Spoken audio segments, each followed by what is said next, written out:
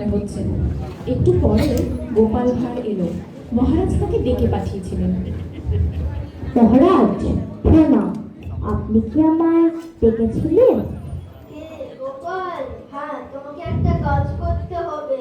তুমি কি আমার পিসিকে চেনো? হ্যাঁ মহারাজ, চিনি। হ্যাঁ, তারই কথাই ভাবছিলাম। আজ পর্যন্ত কেউ পিসির কাছ থেকে একটাও টাকা আদায় করে নিয়ে আসতে পারেনি। আমি যে তার একমাত্র ভাইপো, যে ছাড়াই পৃথিবীতে তার আর কেউ নেই, সেও আমাকে কোনোদিন কিছু দেয়নি। আজ্ঞে মহারাজ, আমাকে কি করতে হবে? তোমাকে ওই জীবন পিসির কাছ থেকে টাকা আদায় করে নিয়ে আসতে হবে। তা কত টাকা মহারাজ? 1000 টাকা। 1000 টাকা?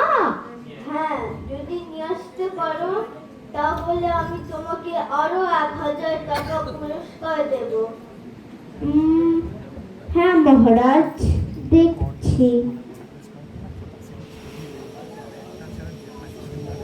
মহারাজ, আমার নাম গোপাল।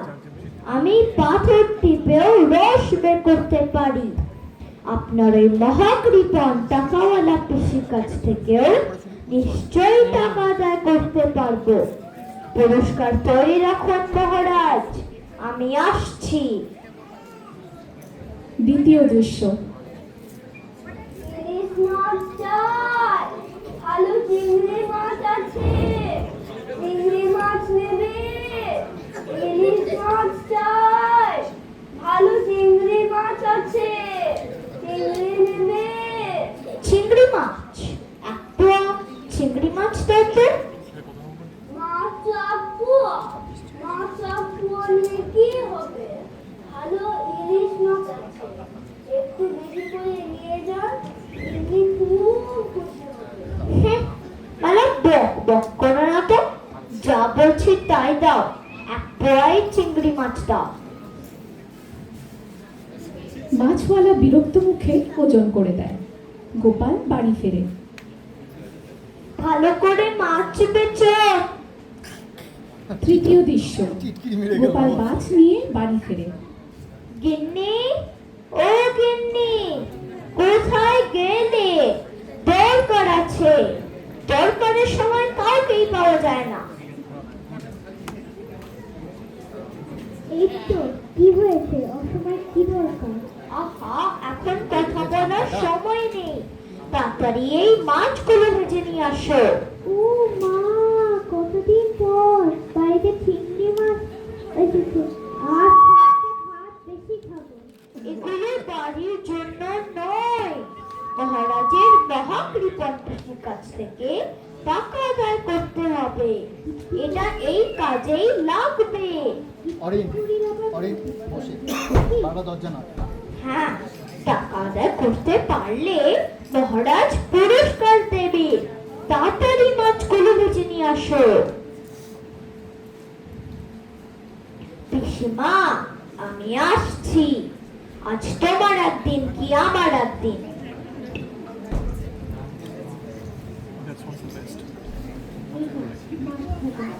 টাকা আদায় করতে পারলে তোমার নাকে নলুন গুড়িয়ে দেব, কেমন?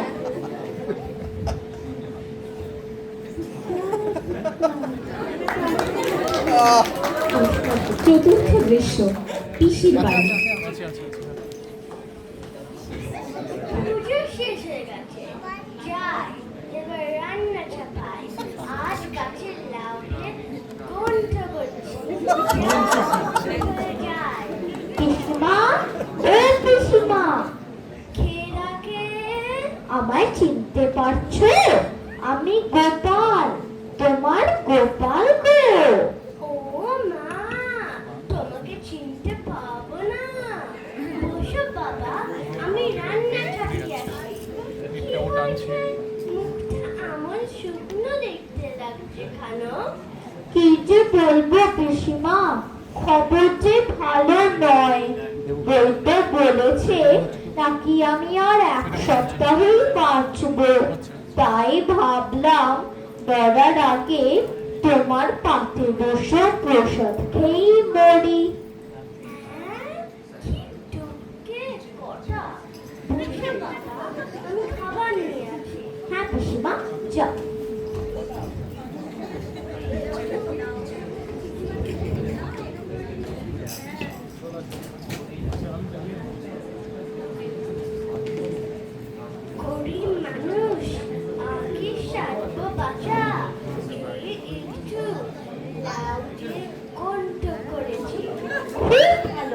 পিসিমা, আমি তাই খাবো। তাহলে আমি এবার ভিতরে যাই? হ্যাঁ পিসিমা, যা। যুগের পরে যুগ কেটে যায়, মানুষ তাকে ভোলে না। চলে না রে, চলে না রে, চলে না রে, চলে না রে, চলে না রে, চলে। গোপাল চিংড়ি মাছ বের করে পাতে মেশায় এবং একটু একটু করে খায়। পিসিমা ফিরে আসে। গোপাল, খাচ্ছিস? হ্যাঁ পিসিমা, খাচ্ছি। লাউ চিংড়িটা খুব ভালো হয়েছে। কি বললে গোপাল? লাউ চিংড়ি? আমি বিধবা মানুষ, বিধবা মানুষকে নিয়ে আমন রসিকতা করতে আসিস? ছি! এই দেখো পিসিমা, চিংড়ি মাছ। তুমি তো আমার গুরুজন, আমি কি তোমার সাথে রসিকতা করতে পারি? হাই হাই হাই, ই মা, তাই তো। ও গোপাল, বয়স হয়েছে, কি করতে, কি করেছি বুঝতে পারছি না। তুই কাউকে বলিস না বাবা। ওটা কিরম ভাবে হবে পিসিমা?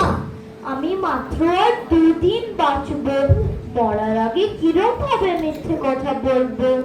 আমার সম্মানে কথা একটু বাপ। আচ্ছা, আমি তোকে 100 টাকা দিচ্ছি। মাত্র? মাত্র 100 টাকা দিয়ে হয় না পিসিমা, আর একটুটা বেশি দাম লাগবে। তাহলে কত টাকা চাস গোপাল? 1000 টাকা হলে মুখটা বন্ধ রাখতে পারি। এনে কেউকে বলিস না কিন্তু। একদম চিন্তা করো না পিসিমা, আমি কাউকে বলবো না। আমি কি আর তোমার তেমন ভাইপো? তাহলে আসি পিসিমা। ঢুকা ঢুকা। পঞ্চম দৃশ্য, রাজা ও গোপালের প্রবেশ।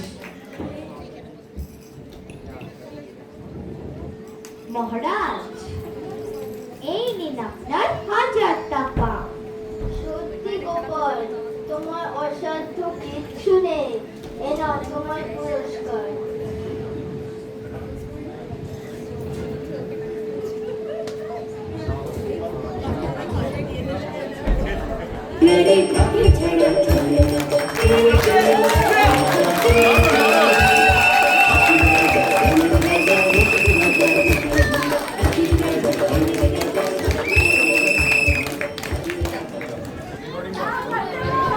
কেমন লাগলো আমাদের গোপাল আর তার